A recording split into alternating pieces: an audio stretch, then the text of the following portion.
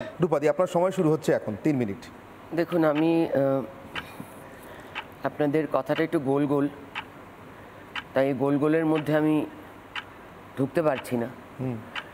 আমি যাই বলি না কেন আজকে একটা আমি চিৎকার চাৎকার করবো না, কারণ একটু শুধু মনে রাখানোর চেষ্টা করব আমার এই কথা যে কটা মানুষের কানে আপনাদের মাধ্যমে পৌঁছবে তাদের জন্য এটুকুই বলবো যে একটা নিংড়ে করা ছিবড়ে করা শরীর, মেয়ের শরীর, তার কর্মস্থলে পাওয়া গেল 36 ঘন্টা তার ডিউটি করার পর।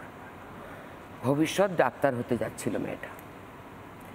কাজে সেক্ষেত্রে সমস্ত আলোচনা চলবে, নানা রকম মত চলবে, যুদ্ধ চলবে, কিন্তু একটু মনে রাখতে হবে যে আমরা কার সম্বন্ধে আলোচনাটা শুরু করেছি, সেটাই আমাদের একদম প্রাধান্য।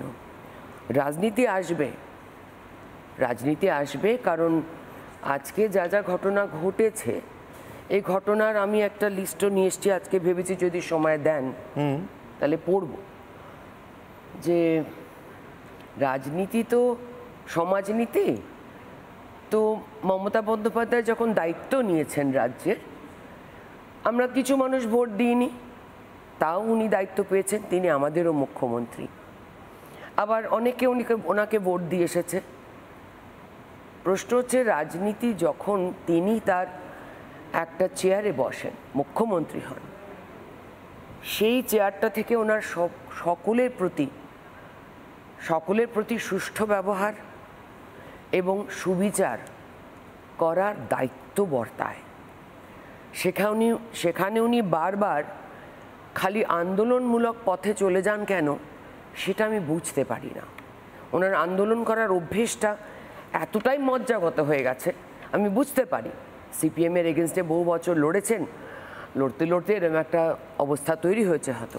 কিন্তু ওনার গড়তে চাওয়া, ওই যে বাচ্চাগুলো বললো না, আমি ছেলেটার ইন্টারভিউ শুনছিলাম টিভিতে, বারবার বলছে আমরা ভাঙতে যাচ্ছি না নবান্ন, আমরা গড়তে চাই। আমরা যদি কোনোভাবে পৌঁছেও যাই আমরা কিন্তু ভাঙবো না, আমরা চুপ করে বসে থাকবো, আমরা কিচ্ছু বলবো না। সেই কথাগুলো বারবার মনে কানে বাজছে। বাচ্চা ছেলেটা যতবার টিভিতে বলছিল, যে চ্যানেলেই বলছিল, তাকে বোঝা যাচ্ছিল সে নভিস। কার ঢাল কার তলোয়ার, মমতা বন্দ্যোপাধ্যায় রাজনীতি তিনি তার মতো করে করুন। আমার মনে হয় মানুষকে একসঙ্গে একত্রিতভাবে সবাই মিলে মাঠে নামা উচিত। মেয়েদের রাত দখলে কিন্তু সব রাজনৈতিক দল নেবেছিল, কিন্তু অর্গানাইজ করেছিল কারা, সেই খবরটা নিশ্চয়ই আপনারা কেউ কেউ খোঁজ করেছেন, আমি জানি। যদিও পার্টি থেকে খোঁজ করা হয়নি, কিন্তু আমি ব্যক্তিগতভাবে তাদের চিনি। তারা হচ্ছেন বাম মনস্ক কিছু মানুষ, এখন সুবিধায় পড়ে বা অসুবিধায় পড়ে তারা টিএমসিকে ভোট দিয়েছেন। বেশিরভাগ মানুষ যারা অর্গানাইজ করেছেন, তার মধ্যে কিছু মানুষ যারা একেবারেই বামপন্থা, এবং যারা এসেছেন তারা সাধারণ মানুষ এসেছেন। এবার কথাটা এক্ষুনি ঘুরে আবার কেউ প্রশ্ন করবেন রাজনৈতিক অরাজনৈতিক বলে কিছু হয় না। অরাজনৈতিক শব্দটা একটা ভাঁওতা। ভোট এরা দিয়েছে। আমি জানতে চাই যারা যে মিছিলে গেছে, যে প্রতিবাদ আন্দোলনে গেছে, কেউ ক্যান্ডেল মার্চ করেছে, কেউ তার মতন করে যে যাভাবে প্রতিবাদ করেছে, চেষ্টা করেছে, তারা কি এত বছর পর্যন্ত ভোট দেননি? রূপাদির মতো মানুষ যদি আরও কিছু বিজেপিতে আসতেন তাহলে আমি অন্তত বিজেপিকে আরেকটু শ্রদ্ধা করতাম, এবং তৃণমূল বলার সুযোগ পেত, রামবাম তত্ত্বটা আরেকটু সামনে তুলে আনতো। আমরা যেটা দেখছি লাস্ট 3 দিন ধরে, আমরা টিভিতে নিউজ টাইমে যা দেখলাম, কোথায় ধর্মঘট, কোথায় নবান্ন অভিযান ইত্যাদি ইত্যাদি, সেগুলো না দেখে আমাদের কি দেখা উচিত ছিল? কোথায় কোন মানুষ স্বতঃস্ফূর্তভাবে আন্দোলন করছে? আমরা দেখেছি কোথাও মুখ বধির মানুষরা রাস্তায় নেমে প্রতিবাদ করছেন, তৃতীয় লিঙ্গের মানুষ প্রতিবাদ করছেন। ওই সমস্ত নিউজকে আমরা নিউজ টাইমে না দেখে আমরা দেখলাম কোন পার্টি কোথায় নবান্ন অভিযান করছে, কে লালবাজার অভিযান করছে ইত্যাদি করছে। এটা আমাদের দেখা কিন্তু আমরা অ্যাটলিস্ট এক্সপেক্ট করিনি সাধারণ মানুষ হিসেবে। আচ্ছা, রাজনৈতিক ব্যক্তিরা তারা জনতা নয়? তারা কি তারা দিনের পর দিন মুখ বুজে থাকতে পারলাম যে কিভাবে এরকম ভাবে হয়ে গেল আমার রাজ্যটা। আমার রাজ্যে আজকে মানুষের শিক্ষা, স্বাস্থ্য, এভরিথিং, খাদ্য, এভরিথিং লস্ট। বিজেপির কার্যকর্তাদের কিভাবে ঝুলিয়ে মারা হয়েছে, মেয়েরে ঝুলিয়ে দেওয়া হয়েছে, আত্মহত্যা লিখে দেওয়া হয়েছে। এই আত্মহত্যার তকমা এই যে আর্জি করে হয়েছে, এটা নতুন নয়, দিনের পর দিন। সময় শেষ হয়েছে রূপালী।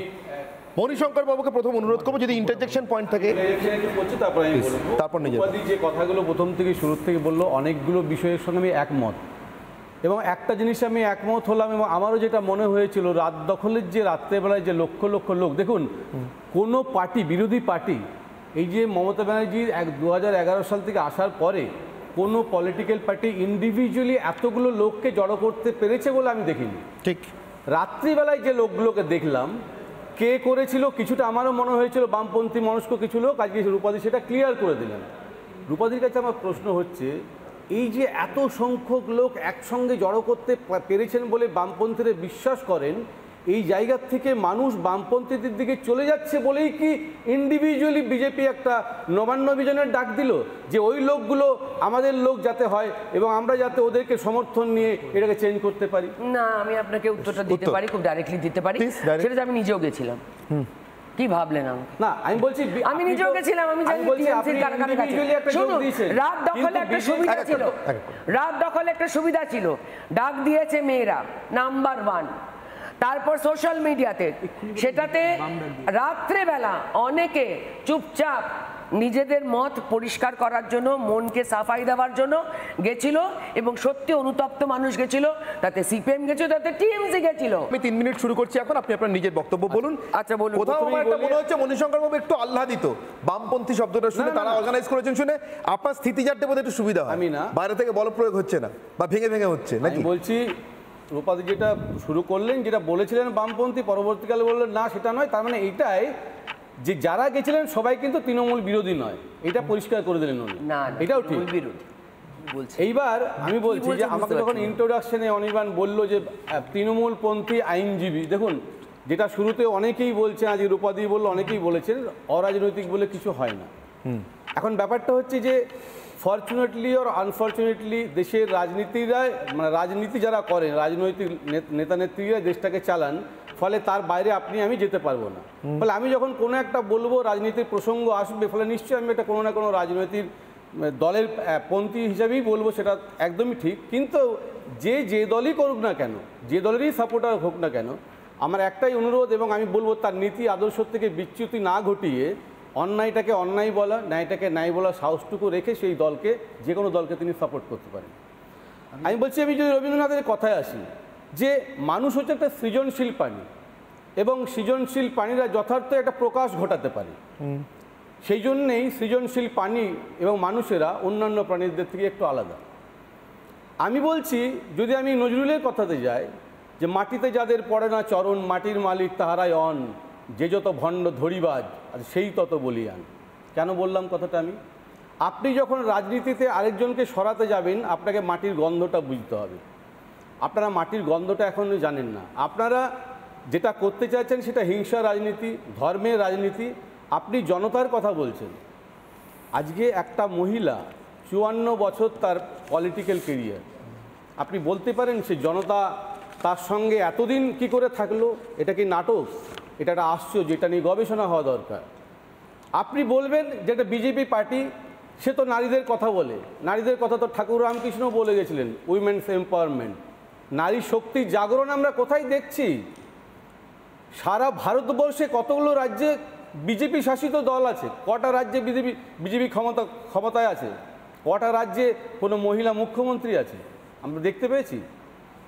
আপনি জনতা বলতে কোনো একটা পার্টিকুলার ধর্মের মানুষকে যদি বলেন যে তারা জনতা, আর একটা ধর্মকে বলেন তারা জনতা নয়, কিন্তু যে ধর্মের লোকেরা মহিলাদেরকে এতটা প্রাধান্য দেয় না, আপনারাও সেই ধর্মের লোকদিকে অনুসরণ করে মহিলাদিকে কোনো রাজ্যে মুখ্যমন্ত্রী করেন না।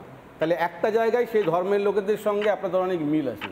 ফলে ধর্ম সুশ্রুতি দিয়ে, মানে আমাদের নিজের সত্তাকে বিসর্জন দিয়ে একটা রাজ্যকে আপনারা দখল করে নেবেন, এই চিন্তাটা মনে হয় আপনাদের ঠিক নয়। এবারে আমি প্রসঙ্গতে আসি, যেটা আপনি বললেন যে এই যে ধর্ষণের ঘটনাটা এখন হয়ে গেছে কি, এই ঘটনাটা যে তৃণমূলের পন্থী হয়ে কেউ কিছু কথা বললেই মনে হবে যেন যে এই ধর্ষণের ঘটনাটাকে একটা লঘু করে দেখছে এবং এটা বিচার চায় না। আজকে জাস্টিস কাদের উপর চাইছেন? বিচারটা কে দেবে? বিচারটা দেবে কোর্ট মনিটরিং একটা বিচার প্রক্রিয়া চলছে। জগন্নাথবাবু শুরুতেই যে কথাটা বললেন 1 2 3 4 5 6 করে, তাতে মনে হলো যেন বিচার প্রক্রিয়াটা পুরো শেষ হয়ে গেছে, এখন আর বিচার প্রক্রিয়া চলছে না। যেহেতু সিবিআইয়ের কাছে গেছে, আপনি কলকাতা পুলিশ বা রাজ্য সরকারের পুলিশের কাছে যতক্ষণ বিচার প্রক্রিয়াটা ছিল ততক্ষণ আপনারা মিডিয়ার লোকেরা ঘন্টায় ঘন্টায় একটা আপডেট চাইছিলেন। আজকে সিবিআইয়ের কাছে গেছে, সেই আপডেটটা আপনারা চাইছেন না। আমি একজন আইনজীবী হয়ে আমি মনে করি যে একজন যারা তদন্ত করছেন তাদের পক্ষে একটা শর্টকাট ওয়েতে একটা তদন্ত প্রক্রিয়া শেষ করা সম্ভব না, এটা আমি বিশ্বাস করি। কিন্তু আপনারা কিন্তু এটাকে চ্যালেঞ্জ করছিলেন যখন এটা রাজ্য সরকারের ছিল। আপনাকে আমি লাস্ট কথাটা বলবো, শুনুন, একটা এভিডেন্সের দুরকম থাকে, একটা ডাইরেক্ট এভিডেন্স, একটা সার্কামস্ট্যান্সিয়াল এভিডেন্স। ডাইরেক্ট এভিডেন্স আমরা যেগুলো দেখছি পারিপার্শ্বিক ব্যাপারে, যে যারা বলল যে আত্মহত্যার তথ্য, যে প্রমাণ লোপাটের জন্য ঘরটাকে ভাঙলে আমরা অ্যাপারেন্টলি দেখছি, এবং সেইগুলো অন্যায় অন্যায় অন্যায় আমি বারবার করে বলছি, তাদের শাস্তি হওয়া উচিত। আমার ইন্টারজেকশন একটাই আপনাকে, আপনি এত কিছু বললেন কিন্তু এটা বললেন না বাম এবং কংগ্রেসের জন্য এই মুহূর্তে তৃণমূলের কিঞ্চিত সুবিধা হচ্ছে কি হচ্ছে না, এই বিভক্ত হয়ে থাকা কাদের দান?